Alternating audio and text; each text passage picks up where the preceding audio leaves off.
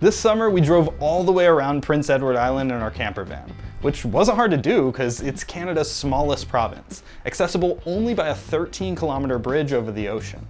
With its laid-back, small-town vibes, this place reminded us of Hawaii's Big Island, minus the volcanoes. And just like Hawaii, there are two completely different ways to experience PEI.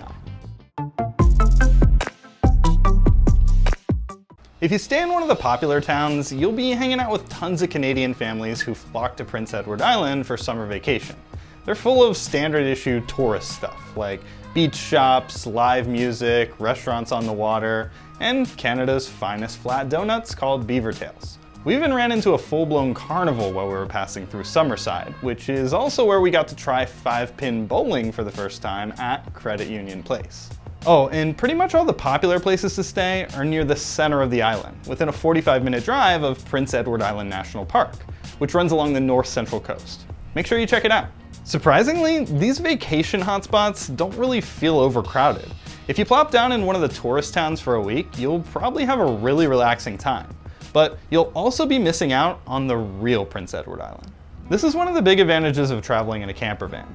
Since we weren't tied to a hotel room in a specific town, we were able to venture farther from the population centers, where we discovered that like 90% of PEI is rural, with acres of farmland terminating on rugged cliff sides that fall off into the ocean. Most of the island is so unpopulated that entire roads are named after the one person who lives on each of them.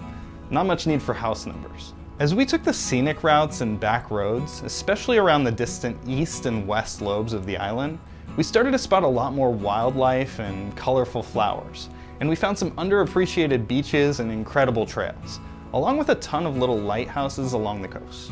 Anyway, if you long for the days of small towns, slow lifestyles, and friendly people, Prince Edward Island is definitely for you. Just kick back for a double feature at the Brackley Drive-In movie theater, and forget what year you're living in for a while.